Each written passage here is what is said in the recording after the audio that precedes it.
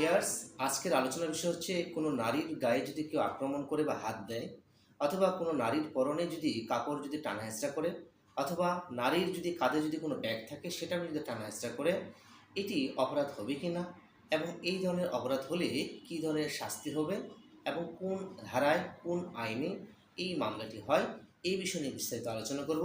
সাথে থাকুন, আমি অ্যাডভোকেট সরল কুমার রায়, সুপ্রিম কোর্ট বাংলাদেশ।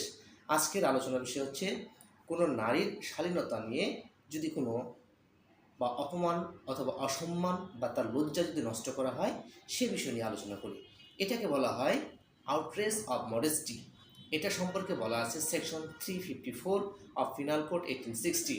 এখানে বলা আছে যদি কোনো নারীর শালীনতা নষ্ট করা হয় অথবা নারীর যদি লজ্জা ভঙ্গ করা হয় বা অপমানিত করা হয়, কিভাবে করা হয়। একটি হচ্ছে অ্যাসল্ট আর একটি হচ্ছে ক্রিমিনাল ফোর্স। এবং অ্যাসল্ট এবং ক্রিমিনাল ফোর্সের দুটি সেকশনের যে ইনগ্রিডিয়েন্টসগুলো রয়েছে, যদি সেটাকে আমরা কম্পেয়ার করে এই উপাদানগুলো পাই, সেক্ষেত্রে সেকশন 354 অফ পিনাল কোড 1860 অনুসারে সেই ব্যক্তির বিরুদ্ধে মামলাটি করা যেতে পারে। কোনো পুরুষের বিরুদ্ধে এই ধরনের মামলা হতে পারে, অথবা কোনো নারী যদি আরেকজন নারীর গায়ে হাত দেয় অথবা শালীনতা নষ্ট করে, অথবা নারীর যে পরনে কাপড় চোপড় আছে সেটাও যদি টানা হেঁচড়া বা ছেড়ে ফেলে, সেক্ষেত্রেও কিন্তু একজন নারী আরেকজন নারীর বিরুদ্ধে এই আইনে বা এই ধারা অনুসারে মামলাটি করতে পারবে। তাহলে আমরা জানবো যে এই ধারায় মামলাটি হতে গেলে কী ধরনের ইনগ্রিডিয়েন্টসগুলো থাকতে হবে। প্রথমত, যে কোনো বয়সের নারী, মেয়ে, মহিলা এই ধরনের হতে পারে। একটি হচ্ছে ইন্টেনশন আর একটি হচ্ছে নলেজ। যদি ইন্টেনশন এবং নলেজ থাকে, যেটাকে বলা যেতে পারে যে আউটরেজ অফ মডেস্টি, অর্থাৎ একটি নারীর যে সম্মান আছে সেটা যদি হানি করা হয়। প্রথমত বলা আছে যে এটির যে ট্রায়াল বা বিচার হবে এটি ম্যাজিস্ট্রেট আদালতে হবে, এবং এই ধরনের অপরাধের ক্ষেত্রে শাস্তি হবে 2 বছর জরিমানা, এবং এটি কগনাইজেবল এবং বেইলেবল। তাহলে আমরা জানলাম যে যদি এই সেকশন 354 অফ পিনাল কোড 1860 অনুসারে যদি একটি মামলা করতে হয় কোনো পুরুষের বিরুদ্ধে, অথবা একজন নারী যদি আরেকজন নারীর বিরুদ্ধে এই ধরনের এলিগেশনটা আনে, সেক্ষেত্রে প্রাইমা ফেসে থাকতে হবে।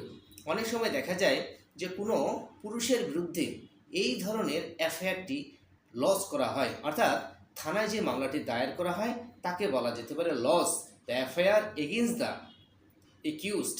যদি একিউজড হয় পার্সন অর্থাৎ ব্যক্তি, সেক্ষেত্রে দেখতে হবে যে এই যে মামলাটি হয়েছে এই মহিলা সেই ব্যক্তির বিরুদ্ধে বা পুরুষের বিরুদ্ধে মামলাটি মিথ্যাভাবে অথবা তাকে হ্যারেস করার জন্য করেছে কিনা।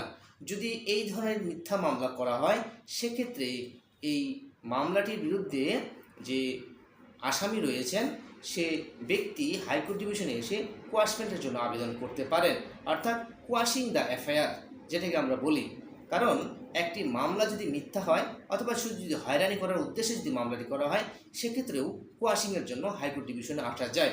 তা আজকে আমরা আলোচনা করলাম যে যদি সেকশন 354 অফ পিনাল কোড 1860, যাকে বলা যেতে পারে আউটরেজ অফ মডেস্টি, অর্থাৎ একটি কোনো নারীর গায়ে হাত দেওয়া, যাকে অ্যাসল্ট এবং ক্রিমিনাল ফোর্স যদি থাকে, সেই ক্ষেত্রে কোনো নারীর যে পরনে কাপড় আছে সেটাকে যদি টানা হেঁচড়া করা হয়, তাকে লজ্জিত করা হয়, অপমানিত করা হয়, সেক্ষেত্রে এই ধারা অনুসারে পিনাল কোডের অপরাধটি সংগঠিত হয় এবং এলিগেশনটা এনে মামলা করা যাবে। তো এই ছিল আমাদের আজকের আলোচনার বিষয়। আশা করি ভিডিওটি ভালো লেগেছে। যদি ভিডিওটি ভালো লাগে তাহলে অবশ্যই আপনারা কমেন্টস করে জানাতে পারেন এবং কি চ্যানেলটিকে সাবস্ক্রাইব করতে পারেন। তো আজ এ পর্যন্তই, পরবর্তী ভিন্ন কোনো টপিক নিয়ে আসবো। ভালো থাকবেন, নমস্কার।